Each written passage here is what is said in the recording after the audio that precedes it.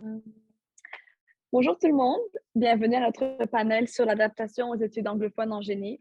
J'espère que vous allez bien. Mon équipe POW ainsi que les panélistes sont tous très contents que vous soyez ici avec nous aujourd'hui.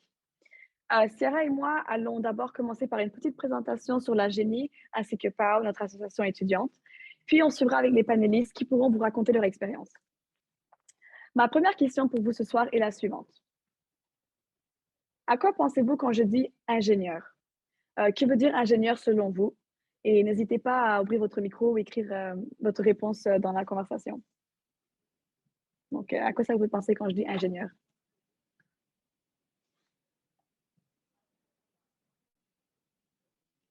N'hésitez pas. Des problèmes, résoudre Pardon? des problèmes. Oui, résoudre des problèmes. Résoudre des C'est problèmes. très proche. Résoudre des problèmes. Parfait, c'est très intéressant. Euh, mais voici la définition dans le dictionnaire. Personne qui conduit des ouvrages ou travaux publics tels que la construction et l'entretien des routes, la construction des vaisseaux, l'exploitation des mines, etc., ou qui s'occupe soit théoriquement, soit pratiquement des applications industrielles et commerciales de la physique, de la mécanique, de la chimie et de l'électricité. J'aimerais d'ailleurs vous montrer l'image suivante. Vous pouvez prendre quelques minutes pour l'observer. Vous pouvez deviner que cette capture d'écran correspond au résultat de recherche Google les plus populaires pour le mot ingénieur.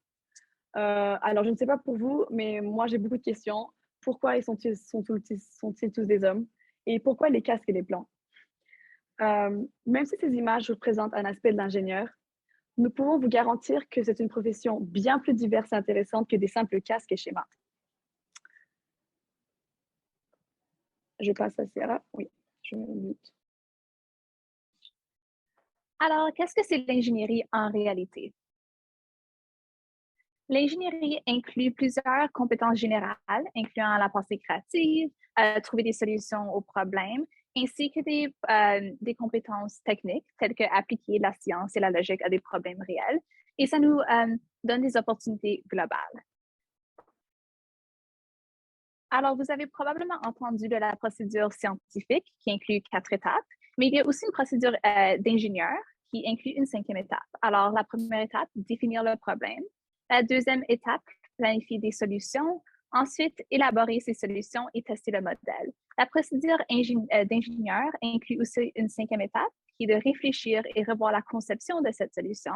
Et le cycle continue jusqu'à ce qu'on trouve une bonne solution pour notre problème. Alors, j'ai une petite question pour vous. Quel type d'ingénieur est-ce que vous pensez qui créerait un casque de réalité virtuelle? Alors, vous pouvez écrire dans le chat ou allumer votre microphone. Alors, électrique, bonne idée. Autre idée?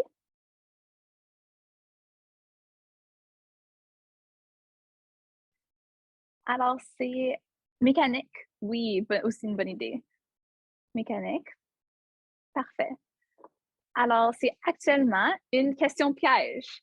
Alors, pour un produit tel qu'un casque de réalité virtuelle, on nécessite plusieurs différents types de génie de différents domaines qui viennent ensemble pour créer un produit, tel que de la génie matériaux, logiciels, ordinateurs, mécanique et autres domaines aussi. Alors, quel problème est-ce que les ingénieurs résolvent-ils? Tout type de problème. Exemple, comment rendre le carburant plus efficace, transformer de l'eau sale en eau potable, rendre le transport aérien plus durable, améliorer les prothèses et autres systèmes biomécaniques, ainsi que de rendre les ordinateurs plus rapides. Alors, comme vous pouvez voir, comme ingénieur, vous pouvez toucher plusieurs différents domaines. Nous aimerons aussi ajouter qu'un diplôme en génie est un billet partout dans le monde, puisqu'il existe une demande mondiale d'ingénieurs qualifiés et compétents. De plus, la plupart des diplômes sont polyvalents, donc vous pouvez travailler dans d'autres secteurs tels la gestion, la finance, la recherche, les télécommunications, etc. Et bien sûr, McGill est une université reconnue mondialement. En résumé, vous pouvez faire une différence dans le monde et ça commence tout simplement par un diplôme en génie. À McGill, les études en baccalauréat en génie offertes sont les suivantes. On a génie chimique, génie électrique, génie logiciel, génie bioressources, génie minier matériaux, génie mécanique, génie civil et finalement bioingénierie. Mais bien sûr, il y a encore plus d'options en cycle supérieur, en architecture, en informatique et dans d'autres universités. Mais il faut aussi qu'on parle de diversité en génie et la place des femmes dans ce domaine scientifique. Comme vous pouvez voir sur le schéma, les femmes représentent 30% des étudiants de premier cycle en génie à McGill. Dans certains programmes, elles sont même majoritaires. Donc oui, le pourcentage de femmes en génie augmente, mais ce n'est pas encore à 50%. Et c'est pour ça que POW existe. Notre équipe est là pour promouvoir la place de la femme et des minorités de genre en génie. Donc pour conclure, voici le message que nous voulons vous faire passer. Vous êtes intelligente, déterminée, vous travaillez fort, le monde a besoin de votre contribution. Alors, pour vous démontrer ceci, aujourd'hui, on vous offre un panel qui inclut 4 femmes en génie ici à McGill pour vous démontrer comment on peut faciliter la transition de l'éducation francophone à l'éducation anglophone ici à McGill. Alors, en premier, nous avons Anna Dove McFalls. Elle est en sa 3e année en génie civil. Elle vient de l'école francophone Collège Notre-Dame et elle a quitté le système francophone après l'école secondaire pour le cégep. Au sein de POW, elle tient le rôle de vice-présidente des réseaux sociaux et elle est aussi impliquée comme une assistante pédagogique de graphic design et aussi elle est un Queen Elizabeth Scholar. Et comme passe-temps, elle est une gardienne de but retirée et elle aime faire du crochet. Notre deuxième panéliste s'appelle Michelle Lee. Elle est en 3e année de génie informatique. L'école francophone où elle a étudié était le collège Jean de Brébeuf et elle a quitté le système scolaire francophone pour le cégep. Au sein de POW, elle fait partie de l'équipe de sensibilisation ou outreach en tant que coordinatrice et elle est très impliquée dans d'autres clubs et associations à McGill, tels le conseil du ICSI, webmaster pour le conseil de la faculté de génie, coordinatrice pour IWIC et coprésidente de l'association des étudiants chinois de McGill. Donc oui, Michelle est très occupée. Certains de ses passe-temps sont le crochet et autres activités de bricolage. En 3e, on a Yasmine Laferrière. Elle est en 3e année de génie civil. Son école francophone était Collège du Rocher sans Lambert. Et elle a quitté le système francophone comme Anna et Michelle après l'école secondaire pour le cégep. Elle est actuellement notre coprésidente de POW. Alors, merci Yasmine d'être ici. Et elle est aussi impliquée dans d'autres clubs et associations ici à McGill. Elle fait partie du McGill Alumni Student Engagement Council et elle fait aussi du bénévolat pour Campus Life and Engagement. Et finalement, un fait amusant à propos de notre coprésidente, elle a actuellement une ceinture noire en karaté. Notre dernière panéliste s'appelle Ria El Zoubeir. Elle est à sa 3e année en génie chimique. Son école francophone était le Collège international Marie de France, où elle est partie à l'université juste après cela. Au sein de POW, c'est notre vice-présidente de l'équipe et elle est aussi impliquée dans d'autres associations à McGill, tel le G-Store, qui est un petit magasin de notre faculté où elle est la gérante. Ses passe-temps favoris sont la danse, le chant et la peinture.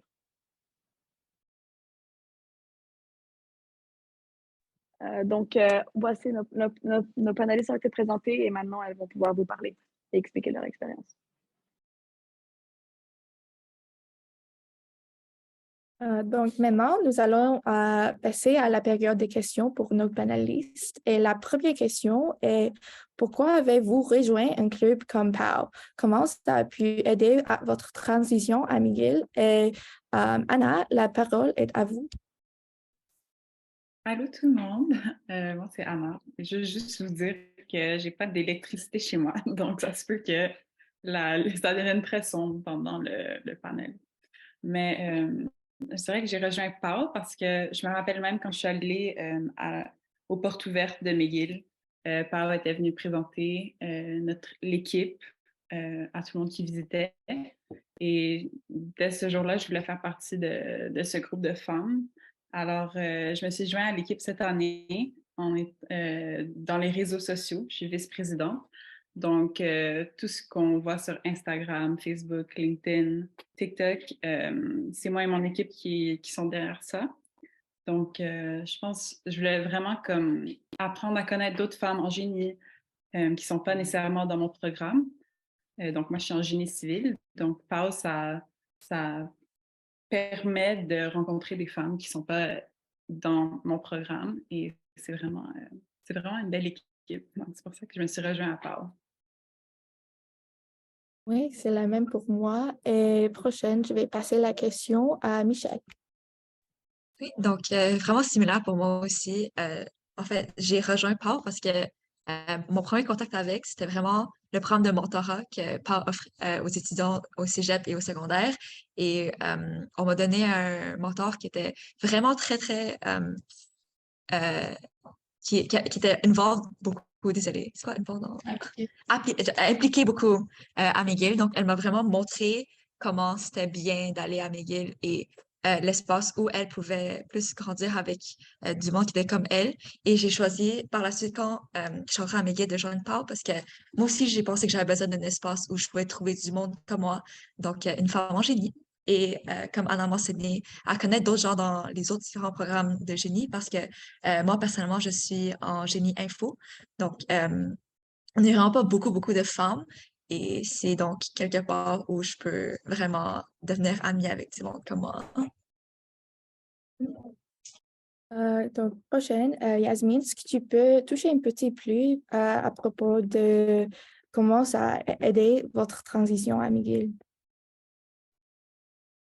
Bien sûr, moi, j'ai rejoint PAO en ma première année à McGill. Donc, la même chose qu'Anna, j'avais rencontré PAO aux portes ouvertes de McGill. Puis c'est à ce moment-là que ça m'a vraiment décidé, ça m'a vraiment aidé de prendre la décision d'aller en génie parce que j'ai réalisé qu'il y avait d'autres femmes comme moi qui étaient en génie puis qui avaient déjà une forte communauté à McGill. Fait que ça a vraiment été un point tournant.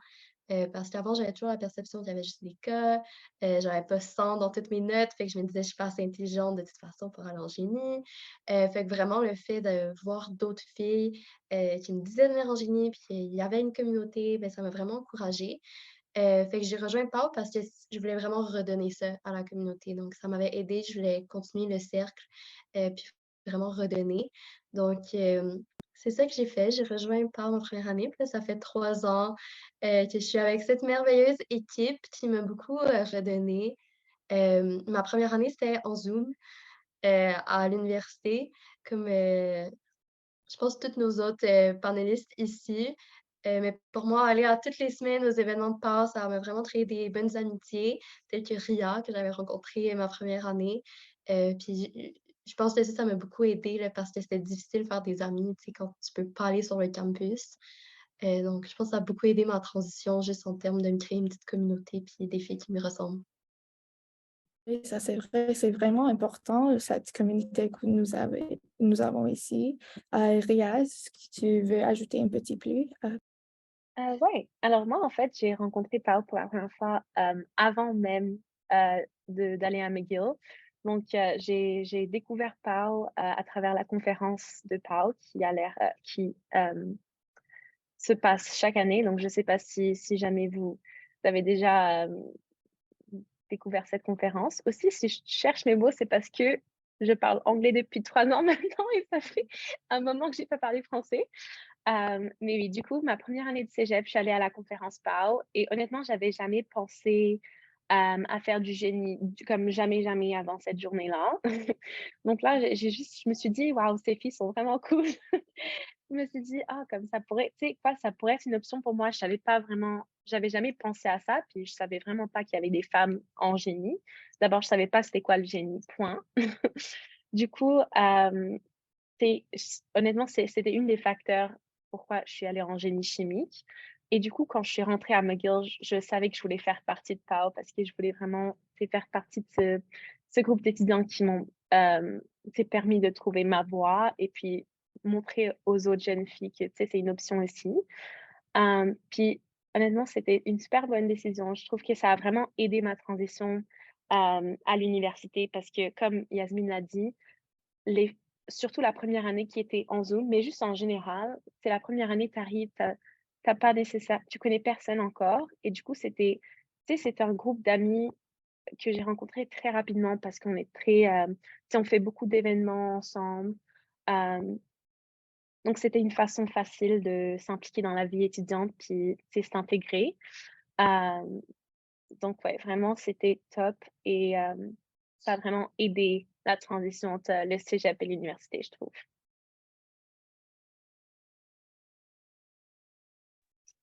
Merci beaucoup. Et pour la prochaine question, pourquoi avoir choisi d'étudier l'ingénierie anglais à McGill? Et Michel, pouvez-vous commencer? Oui, donc en fait, ça, c'est une grosse question avec beaucoup de sous-questions. Donc, pourquoi McGill, pourquoi en anglais et pourquoi l'ingénierie? Donc, je vais commencer par pourquoi McGill. Donc, comme on a mentionné dans la présentation, McGill a une renommée mondiale. Donc, je pense que ça va un peu de soi. Donc, et un diplôme de McGill, c'est assez reconnu dans le monde.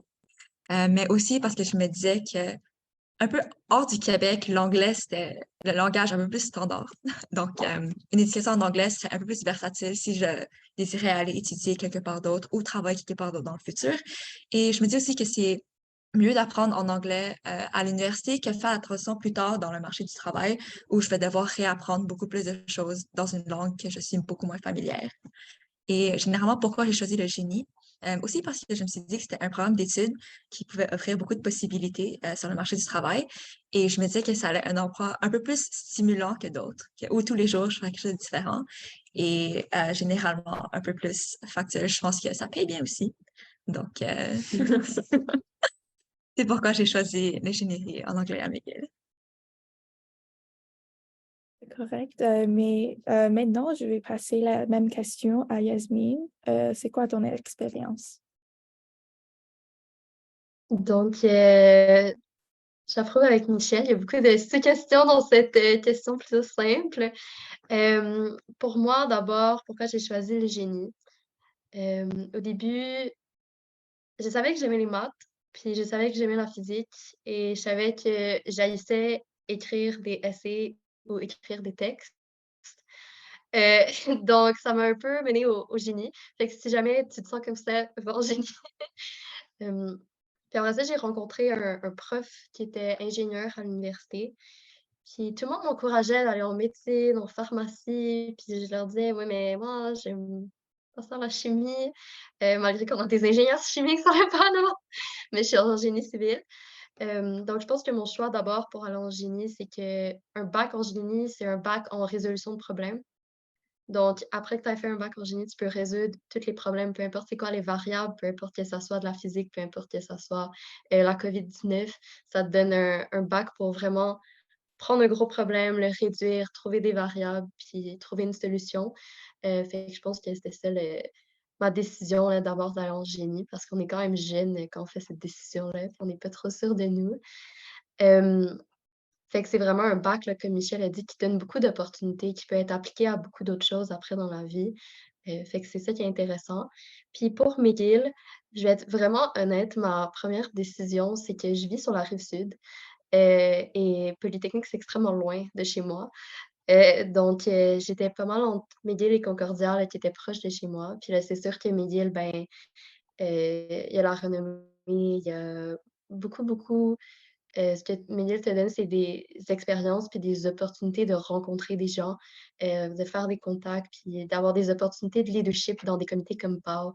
Fait que c'est vraiment pour ça là, qui fait la petite différence entre d'autres universités, là, qui donne un petit edge à McGill. Et aussi, très sincèrement, le campus de McGill est absolument magnifique. Juste pour s'asseoir dehors ou être sur le gazon, il y a plein de gens qui passent, puis c'est tellement beau. Donc, définitivement, processus de décision qui est passé par là. Oui, je pense que c'est n'importe quelle langue, c'est la même, il y a les mêmes raisons que nous avons choisi l'ingénierie et pourquoi nous avons choisi McGill, c'est un petit peu différent. Donc, quel facteur a informé ta décision, Ria? Oui, alors pour moi, d'abord, c'était quand même similaire que Yasmine. Donc, d'abord, pour le choix du génie, c'est vraiment exactement la même chose, comme j'adorais les maths, mais moi, j'aimais bien la chimie aussi. Mais par contre, je détestais la bio et tout ce qu'il y a comme ça. Du coup, je me suis dit, si je fais pas médecine, qu'est-ce que je vais faire? Genre, honnêtement, parce que les gens, dès que tu aimes les sciences, je sens que comme les profs et genre les parents et tout le monde te pousse médecine. Ou genre faire comme des maths pures ou comme de la chimie pure que j'avais pas envie de faire parce que j'avais pas envie de devenir comme professeur ou rechercheuse après. Du coup, je trouvais que le génie, c'était une bonne façon de faire comme de la polyvalence avec genre plusieurs matières en même temps. Puis comme Yasmine a dit, la résolution de problèmes, c'est quelque chose que j'avais toujours adoré, comme dans les cours de maths, quand on avait juste comme, tu sais, comme Charlie, il a 16, il a 16 tomates, genre, il a comme 4 $, comme, je ne sais pas, j'ai toujours aimé comme résoudre des problèmes avec genre des vraies personnes puis des vraies situations. Donc, je me suis dit que ça pourrait être un bon choix. Puis du coup, je me suis lancée en génie chimique. Mais honnêtement, j'étais pas sûre si je voulais étudier en français ou en anglais. Les seules deux universités qui avaient le génie chimique, c'était Polytechnique et McGill. Donc, j'étais entre les deux. Mais à la fin, ma décision est tombée sur McGill parce que je me suis dit que je suis pas prête à décider maintenant si je veux travailler seulement au Québec ou en France. Comme je me sentais un peu limitée. C'est sûr que comme avec un diplôme en français, comme tu peux faire plus que juste Québec et France, mais c'est juste que c'est un peu plus limité et j'avais envie de, tu sais, d'avoir un peu plus de liberté avec ça. Donc, et en plus, comme McGill, c'est une très bonne école. Donc, je me suis dit que, tu sais, je vais l'essayer. Puis, si jamais, on verra après. Mais j'ai vraiment aimé ça. Donc, c'était une bonne décision à la fin.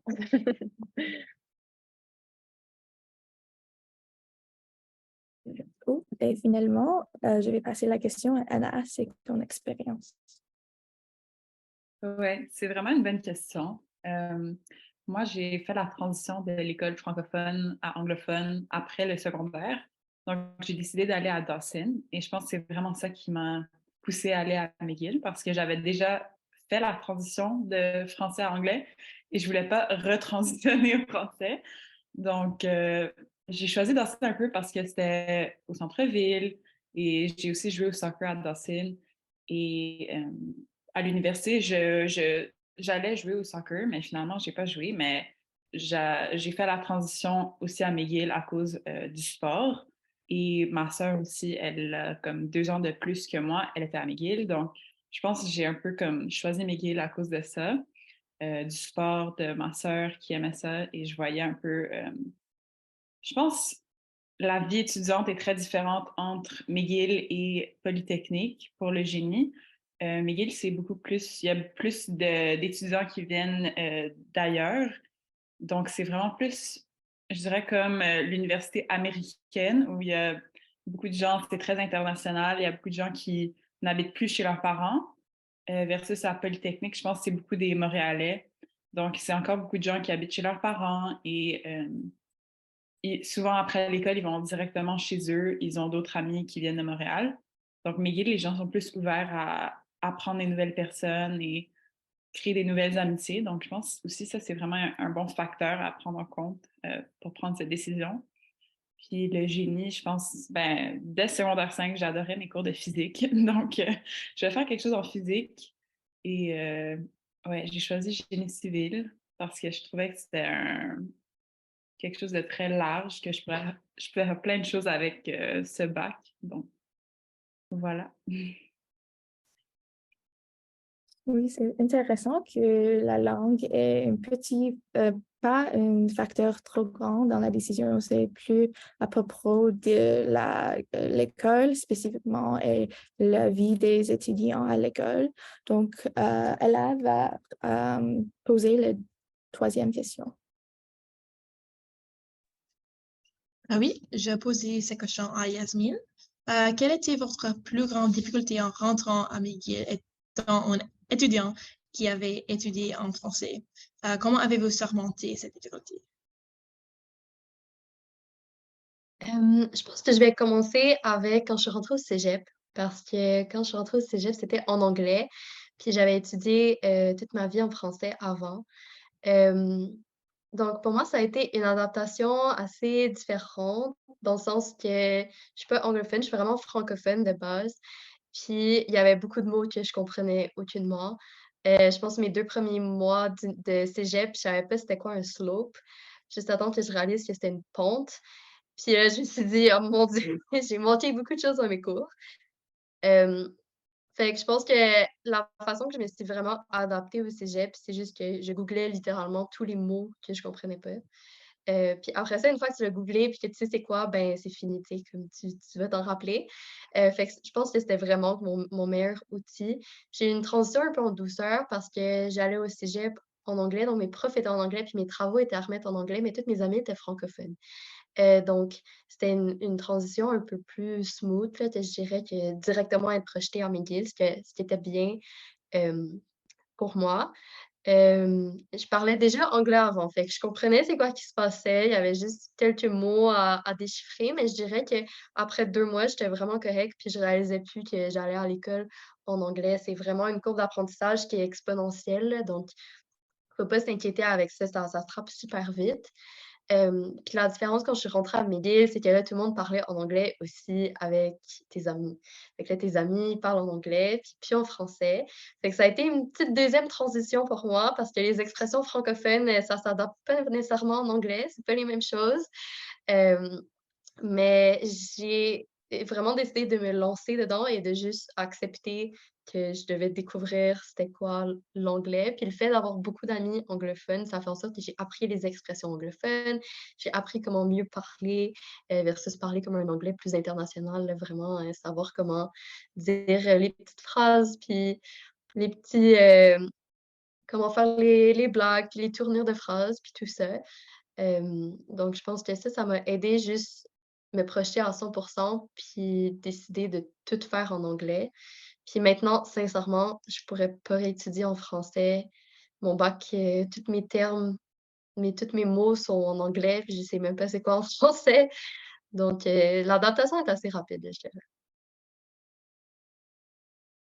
Ça, c'est très impressif.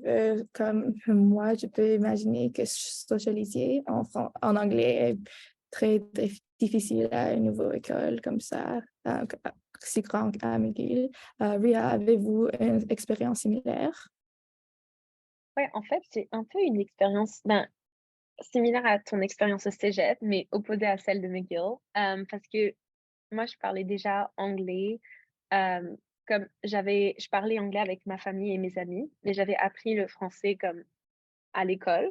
Donc, j'avais genre le français académique et comme l'anglais, c'était plus comme pour les amis et tout. Du coup, niveau comme socialiser avec les gens à McGill, c'était plus facile pour moi parce que, tu sais, j'avais déjà, genre, je connaissais la langue dans ce sens. Mais j'ai vraiment eu du mal pour les mots scientifiques parce que du coup, j'avais jamais étudié en anglais comme de ma vie avant McGill. Donc, tu sais, t'arrives, genre, j'avais 18 ans et du coup, ça faisait comme, tu sais, 15 ans d'études en français. J'avais aucune idée comment dire n'importe quoi. Genre, juste dire comme, comme résoudre pour X. Genre, des trucs super stupides comme slope, comme t'as dit, des trucs que genre, t'avais jamais pensé à ça. Et là, tu réalises, oh, genre, en fait, je sais pas comment dire ça. Genre, je me rappelle à un point dans mon premier cours de maths en première année, on parlait des intégrales et comme des intégrales like non-bounded. J'ai toujours pas compris c'est quoi en français, mais anyways, j'étais tellement perdue comme vraiment. Hem, donc c'est sûr que j'ai eu un peu de mal avec ça, mais comme Yasmine a dit, l'adaptation est quand même très rapide. Je dirais qu'au bout de quelques semaines, genre 1 mois et demi à peu près, tu sais, j'étais quand même j'étais plus familière avec tous les mots et tout et j'avais moins de mal dans les cours. Mais je dirais que le meilleur conseil, c'est vraiment juste demander de l'aide un peu, comme t'as des étudiants tout autour de toi que genre eux, ils savent c'est quoi les mots. Donc juste demander, puis ne soyez pas genre, tu embarrassés de demander parce que peut-être eux, ils parlent pas français, tu vois? Donc faut pas être embarrassé de ça. C'est juste que vous avez des skills dans d'un domaine différent. On n'a pas tous des compétences dans la même chose exactement. Et puis surtout, Google, c'était le meilleur ami de tout le monde, je pense. Puis c'est très utile. Oui, c'est vrai, même que je suis anglophone, je sais pas beaucoup les mots et les termes mathématiques beaucoup de temps. Donc, la prochaine question, je vais poser la même question à Anna. Bonjour. Oui, la transition, moi, c'est fait à Dawson, donc même chose que les deux autres. C'était pas plus les termes en cours, mais même en ça, c'était pas une transition trop difficile. Ben, ma famille parlait beaucoup anglais à la maison, donc c'était comme un peu RIA. Ma famille, les amis, c'était souvent en anglais, mais mes amis à l'école, c'était en français et l'école était en français. Donc là, à Dawson, surtout quand j'ai étudié sciences pures et appliquées, ben, c'est beaucoup des chiffres, donc c'était vraiment pas trop comme difficile. Au moins, c'était plus les autres cours, comme les cours d'anglais, les cours de humanities, les cours d'éthique, c'est-à-dire. Euh, C'était plus difficile de s'adapter à comment on écrit un texte en anglais, des trucs comme ça. Mais je pense dans les cours de sciences, c'était juste les termes scientifiques. Des fois, ça se ressemble, des fois, ça se ressemble vraiment pas. Donc, c'était juste de faire une petite recherche et de voir c'était quoi. Mais vraiment, c'était honnêtement comme si tu es rendu en sciences à ce point-là, genre, je sais que vous allez être capable de faire la transition. C'est pas. Mais je pense, surtout si vous parlez un bon anglais, je ne sais pas si on a des panélistes ici qui ne parlaient pas anglais, mais sinon, je pense que la transition, ça se fait très bien. Donc, ensuite, je vais poser la question à Michel. Donc, comment avez-vous surmonté la difficulté? Et comme tous les autres panels sont mentionnés un peu plus tôt, euh, en fait, moi, j'ai fait la transition seulement à l'université. Donc, tout mon parcours académique s'est fait en anglais, désolé, en français, jusqu'à ce que j'arrive à McGill.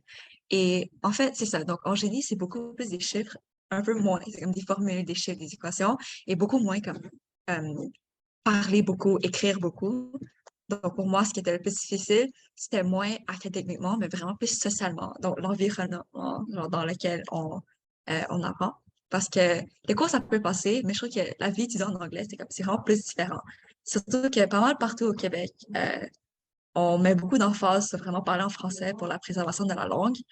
Euh, donc, une fois rendu à McGill, où tout le monde est un peu plus international et le langage primaire pour communiquer, c'est vraiment plus l'anglais. C'est ça que je me suis dit, ah, ça c'est vraiment différent. Parce que des fois, du monde qui parle juste pas français du tout. Et moi, je m'en rends pas compte et je suis habituée à parler en français. Je juste commence à parler en français, ils me regardent comme, qu'est-ce que tu dis?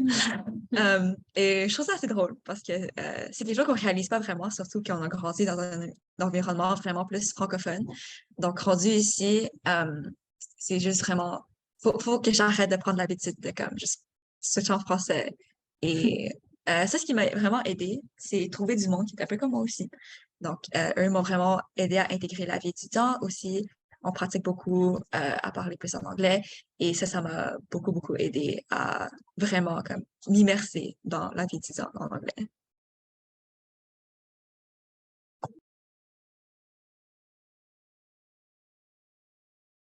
D'accord. Et prochaine, Ria, est-ce que c'était difficile soudainement de devoir faire tous ces projets, ces devoirs en anglais?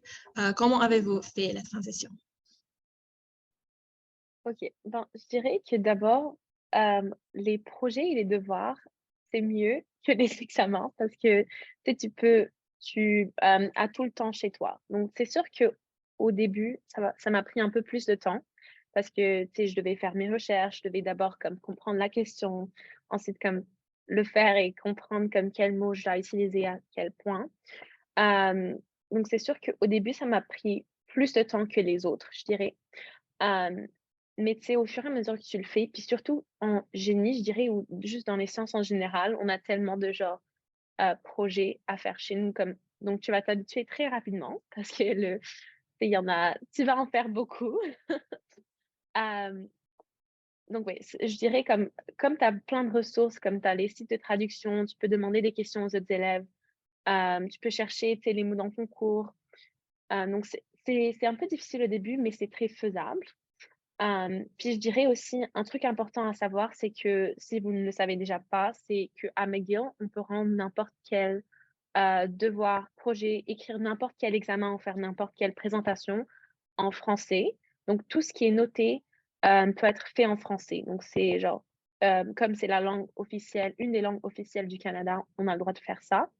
Donc c'est un choix que vous pouvez prendre. Surtout, je pense que c'est utile au début, comme les premières semaines, vous adaptez encore. Donc, tu sais, si vous pensez que ça va vraiment vous nuire d'écrire en anglais, vous pourriez le faire en français. Mais je dirais juste de faire attention de pas trop utiliser cet outil, à mon avis. Parce qu'à la fin de la journée, comme si vous venez à McGill, c'est parce que vous voulez apprendre l'anglais puis vous voulez travailler en anglais dans le futur. Donc, à un point, il va falloir que vous lancez dedans, puis juste faites les évaluations, les projets, n'importe quoi en anglais pour pouvoir l'apprendre. Mais ouais, c'est ça. Je pense qu'on a perdu une panéliste. Non. OK, c'est d'accord. OK, donc prochaine, je vais passer la question à Michel. Donc,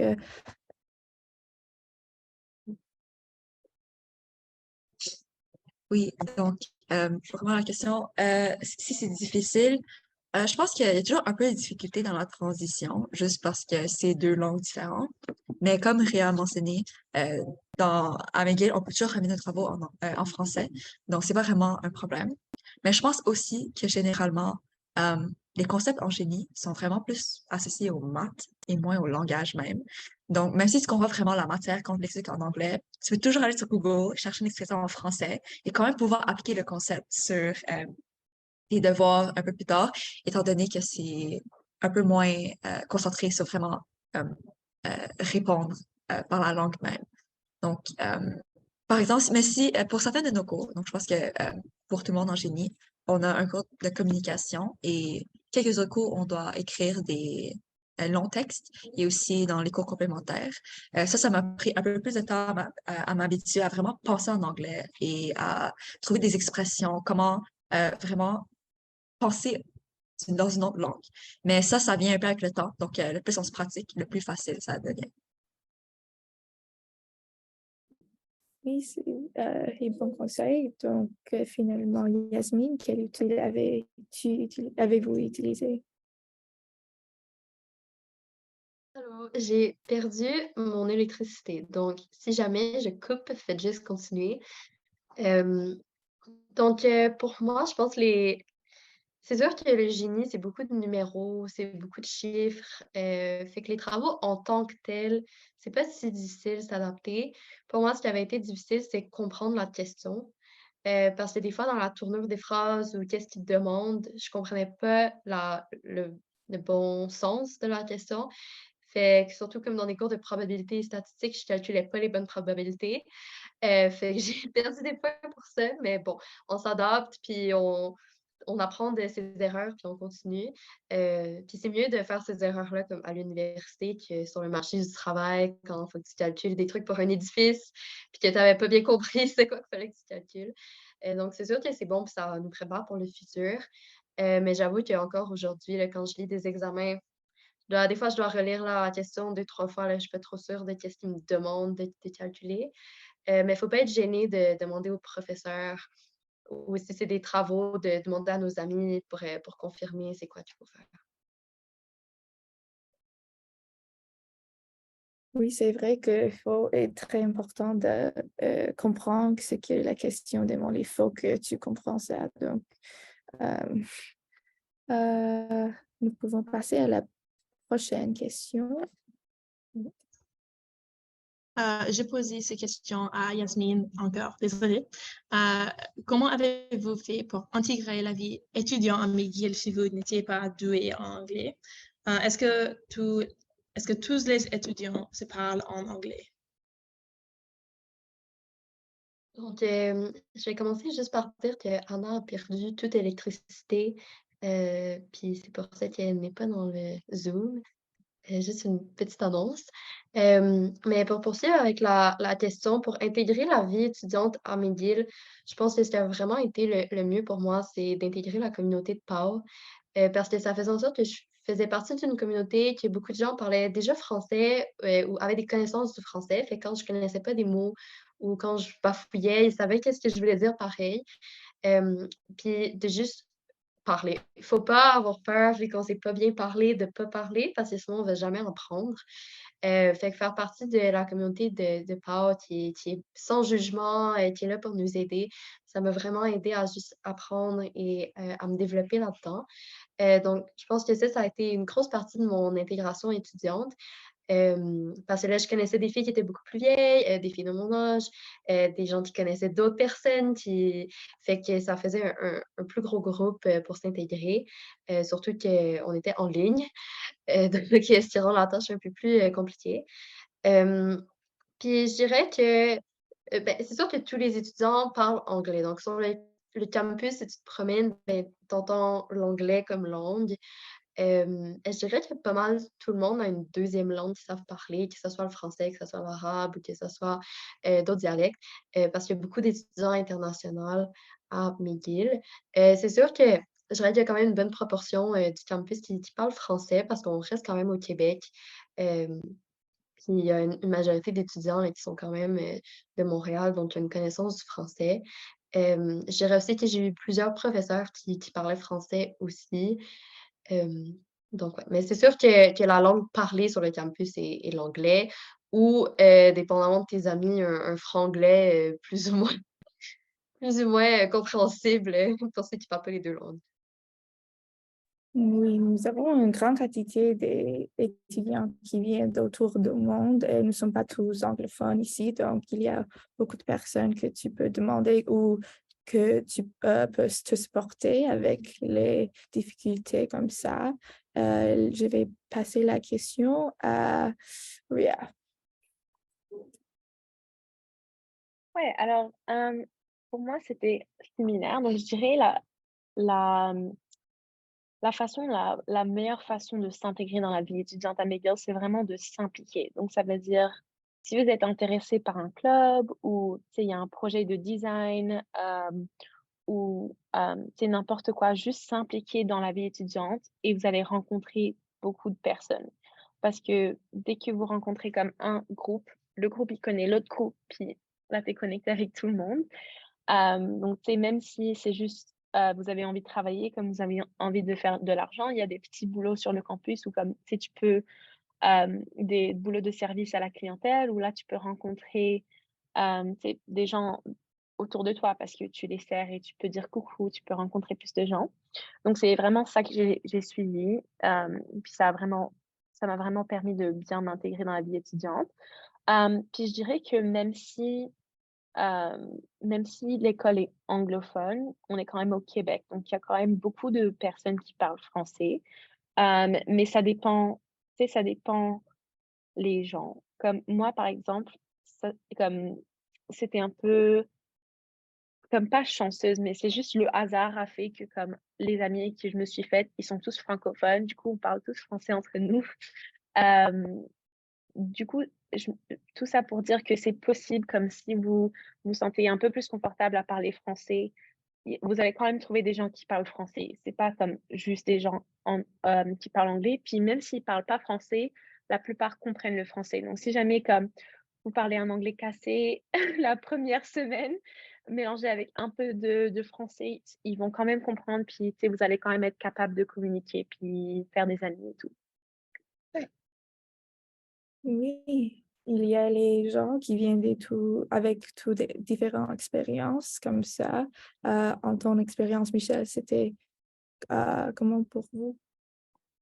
Donc, vraiment similaire à ce qu'on a déjà mentionné. Mais vraiment, pour conclure, j'aimerais vraiment dire que l'intégration se fait vraiment plus facilement quand il y a d'autres personnes avec toi. Donc, joindre des clubs, se faire des amis, c'est vraiment ça qui va t'aider à intégrer la vie étudiante parce que mais tout est plus facile avec de la compagnie.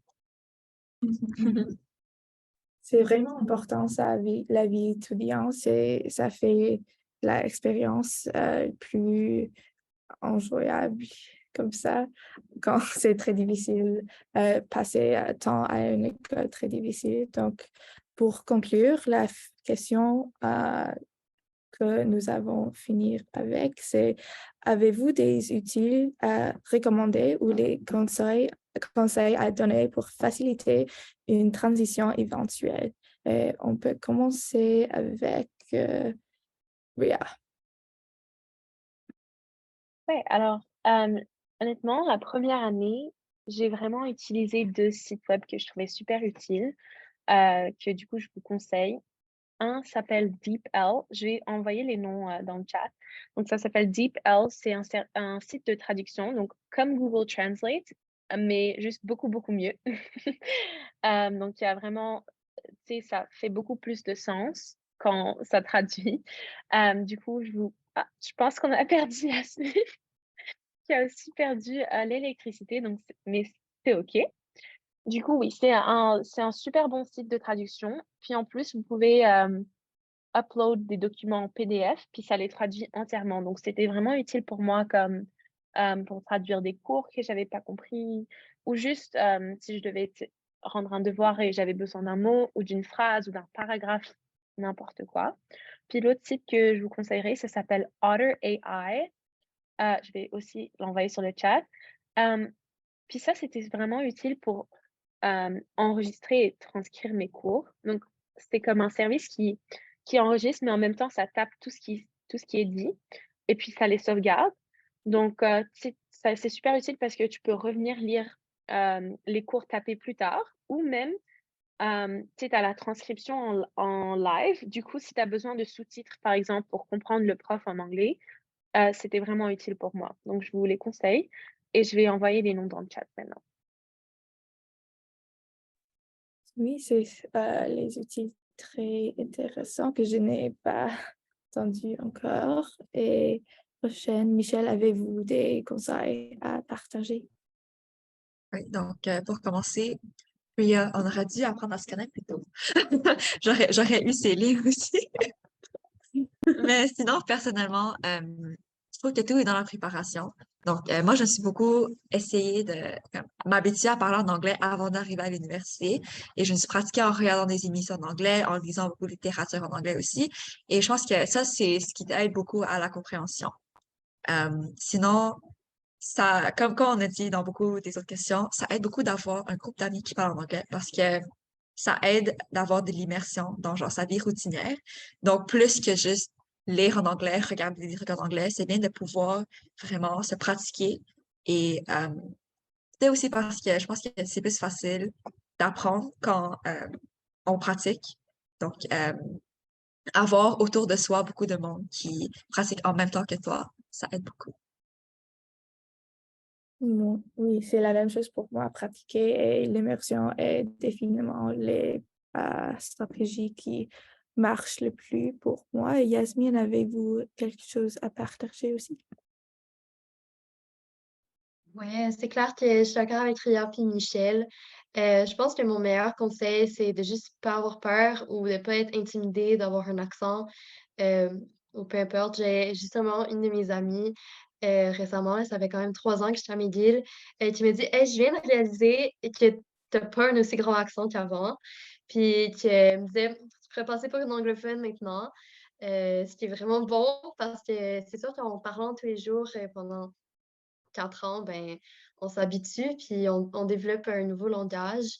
Je pense vraiment que mon conseil, c'est un c'est peut-être un mauvais conseil pour certaines personnes, mais je vais quand même le dire. Malgré le fait que tu peux remettre tes travaux en français à McGill, je conseillerais fortement de tout remettre en anglais. Parce que ce qui se passe, c'est qu'en étudiant, tu veux faire en sorte que tu es capable de penser en anglais. Puis au moment que tu es capable de penser en anglais, c'est là que tu vas faire tes travaux. Parce que si tu les remets en français, là, tu commences à penser en anglais, mais là, il faut que tu changes en français pour le remettre en français, mais tu penses pareil en anglais parce que tes cours sont en anglais. Fait que ça devient compliqué dans ton cerveau. Fait qu'il faut vraiment se rendre au point où quand tu te parles à toi-même, quasiment, c'est en anglais dans ta tête, tu rêves en anglais. Il faut vraiment avoir une immersion totale et complète. Je pense que c'est ça qui aide le plus, dans les premiers mois. Puis après ça, c'est comme cassé, puis tu peux faire le switch entre les 2 quand tu veux. Mais définitivement au début, là, pas avoir peur de juste s'intégrer. Puis sérieusement, comme on s'en fout si on a un accent. Tout le monde a un accent de différents langages. C'est ça la beauté aussi dans tout ça, là, c'est tous c'est différent. Fait que juste pas être intimidé, je pense que c'est ça mon conseil. Oui, c'est tellement correct, ça. Les accents, euh, c'est c'est une histoire des personnes qui parlent avec les accents. Et c'est vraiment pas tout le monde devrait être bilingue pour parler en une langue différente ou une deuxième langue. Donc, juste essayer et tu peux voir ce que tu peux faire. Et maintenant, nous allons passons à la période des questions et des réponses. Donc, si vous avez des questions, tu peux mettre dans le chat ou allumer votre microphone. Je voulais aussi juste dire, je vais envoyer dans le chat maintenant le lien pour si jamais vous voulez vous inscrire à la tombola. Du coup, vous pouvez le remplir n'importe quand. Merci. Ça peut être des questions aussi sur les différents types de génie, puis comment on a choisi. Ça peut vraiment être sur n'importe quoi, là. Vous pouvez me demander c'est quoi mes notes, genre, je vais répondre à tout. Oui, maintenant est votre chance. Sinon, oh, il y a une question. OK. Donc, dans le chat. OK. Qui veut répondre en premier? Nous pouvons commencer avec Michel. Donc, Emily dit, si vous aviez à refaire votre parcours, changeriez-vous de génie? Personnellement. Oh. Donc, même s'il y a beaucoup de différents types de génies, je peux pas vraiment dire qu'en fait, j'ai vraiment eu de l'expérience à faire les autres génies. Donc, personnellement, je peux pas vraiment répondre si je voudrais changer, euh, vu que j'aime aussi beaucoup ce que je fais en ce moment. Et en- donc, vraiment, en bref, je changerais pas.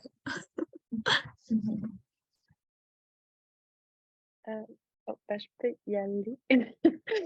Bah, je dirais, moi aussi, je pense que je ne changerai pas. Je pense, j'ai réalisé, maintenant que j'ai presque fini mon diplôme, qu'en fait, le choix était pas si important que ça.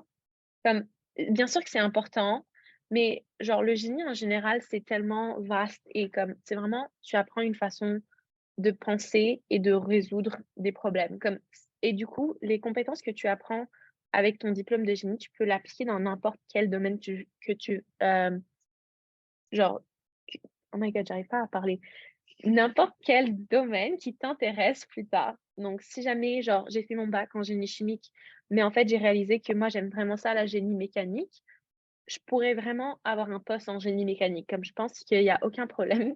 Comme c'est sûr que c'est peut-être je pourrais pas faire génie logiciel comme la semaine prochaine, mais si par exemple je me mets à faire 3 mois, je fais des cours de génie logiciel, c'est un mini certificat de génie de logiciel, alors là je pourrais faire du génie logiciel. Donc c'est vraiment, tu sais, c'est pas la plus grande décision de votre vie, genre le type de génie.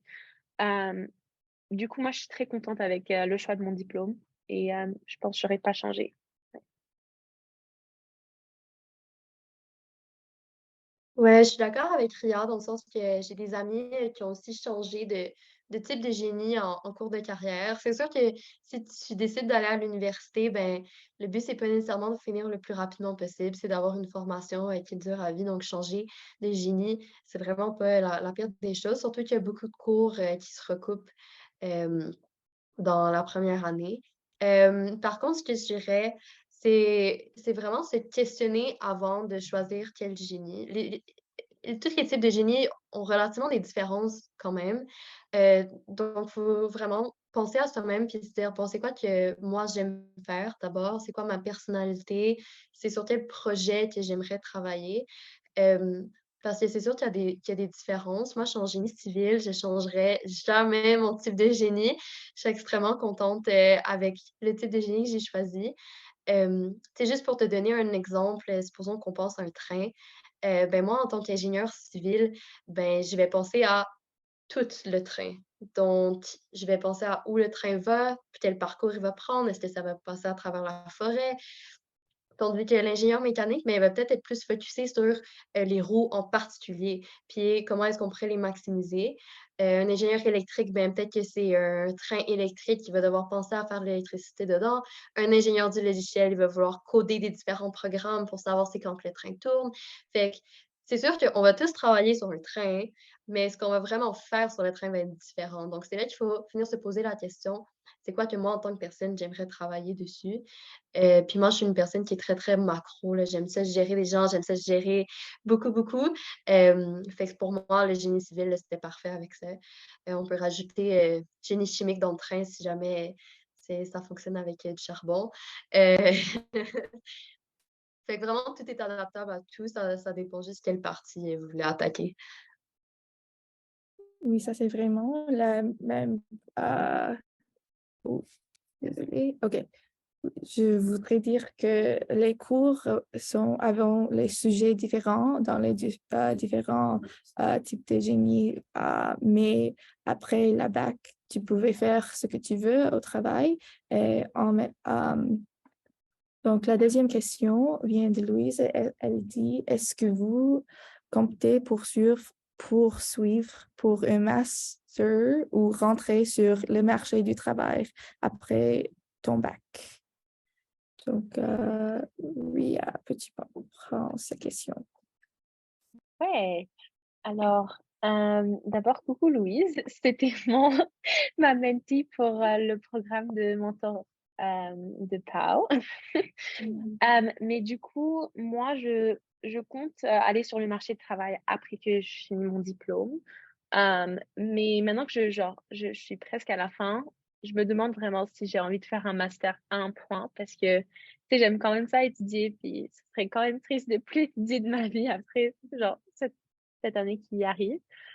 Du coup, je pense pour le moment, mon plan, c'est de travailler un peu, voir ce que j'aime, tu sais, dans quel domaine. Puis si jamais, tu sais, je découvre que genre le génie mécanique, c'est genre ma passion, je vais peut-être faire un master en ça ou je vais peut-être faire un master en business juste pour comme si je veux faire plus de la gestion. Donc, je vais juste voir comme ce que j'aime, quelle position je pense que j'aimerais faire pour le reste de ma vie, de ma carrière.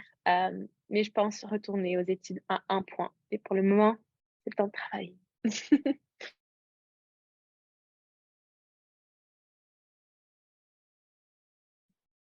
Je peux poursuivre.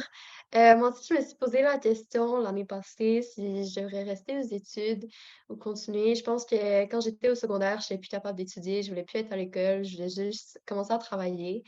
Mes parents m'ont poussée à continuer mes études puis faire des études supérieures.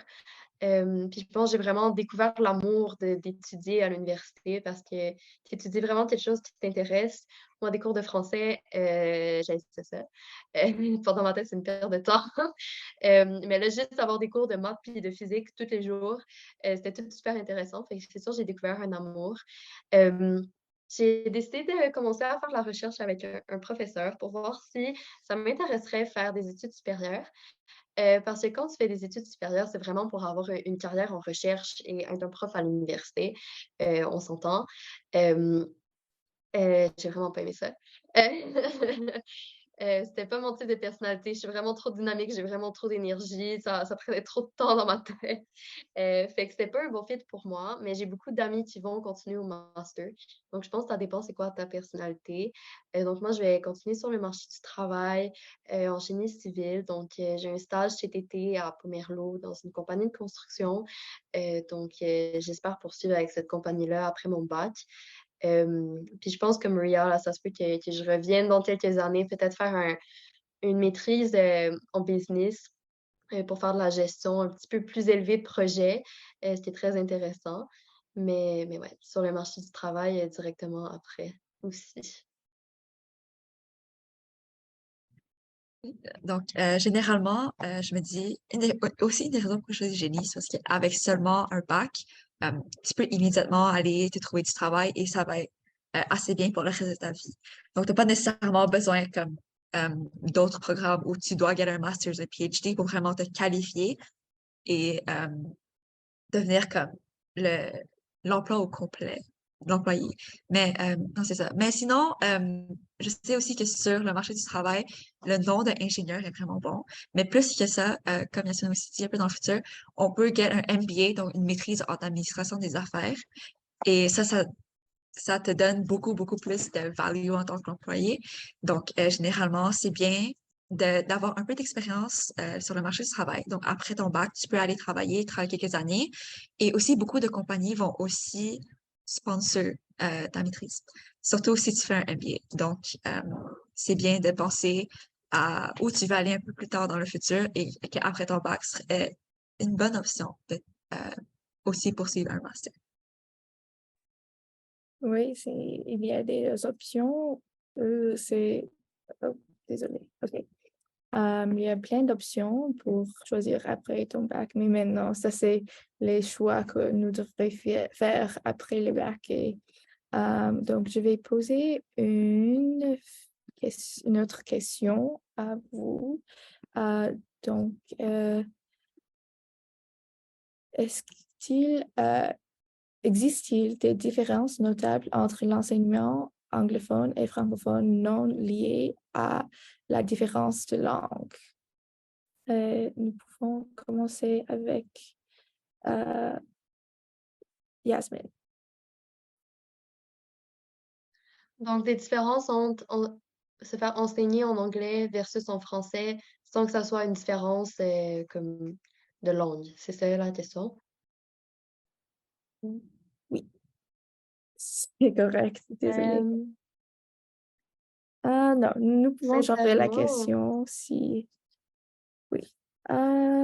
j'essaie de penser à des différences. C'est sûr que Ouais. je pense qu'il y a des différences culturelles dans, dans l'enseignement. Ce que j'ai trouvé à McGill pour les profs qui étaient très, très anglophones, euh, en français, moi, je trouvais que c'était plus, on posait des questions n'importe quand au prof, puis ça répondait, puis on pouvait un peu plus parler avec le prof. J'ai trouvé que la culture anglophone, c'était peut-être un peu plus un certain comme respect du professeur, puis on pose moins de questions. Mais à part de ça, je trouve que c'est sensiblement la même chose. Ça dépend vraiment de c'est qui ton professeur. Euh, il y a des profs qui veulent que les étudiants parlent n'importe quand, puis le challenge. Puis il y a d'autres profs qui veulent que ça soit le silence dans la classe, puis qu'on écoute. Fait que je pense que ça dépend des professeurs que t'as. Ouais, je suis d'accord. Je pense qu'il n'y a pas de grande différence notable, sauf si on parle de, bah, comme moi, à l'école collège international Marie de France, c'était le système français comme de France. Donc, ça, c'est sûr qu'il y avait beaucoup de différences dans la façon de faire les choses. C'est juste la façon de comme résoudre des problèmes ou genre le nombre de devoirs, comment ça marche un peu. Donc ça, il y avait beaucoup de différences, je dirais, entre le système français puis le système ici à McGill ou juste le système au cégep en général.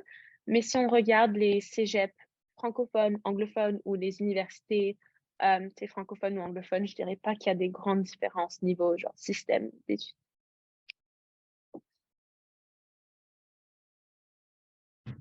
Non, je pense aussi que c'est un peu dur de comparer quand j'ai pas eu une éducation universitaire en français. Mais je pense que si on veut juste un peu voir, on va dire cégep français anglais où j'ai eu beaucoup d'amis qui sont allés en anglais. Moi, je continue en français. C'est vraiment dans méthode d'enseignement qui diffère beaucoup. Donc, comme Yasmine a mentionné, chez certains profs à l'université qui sont plus anglophones, francophones, euh, comment la participation en classe fonctionne, à quel point les élèves sont encouragés à participer ou plus à écouter. Je pense que ça, c'est une grosse partie de ce qui diffère entre une éducation française et anglaise. OK. Merci beaucoup à tous pour répondre à la question et pour être ici avec nous aujourd'hui. Donc, s'il n'y a plus de questions maintenant, je pense que nous pouvons finir la présentation pour aujourd'hui. Si vous avez des questions que tu souviens in the future, vous pouvez nous contacter sur notre Instagram ou sur Facebook. Nous pouvons lier dans le chat. Et sinon, ça c'est tout. Merci. Merci. Merci beaucoup d'être venu. Merci.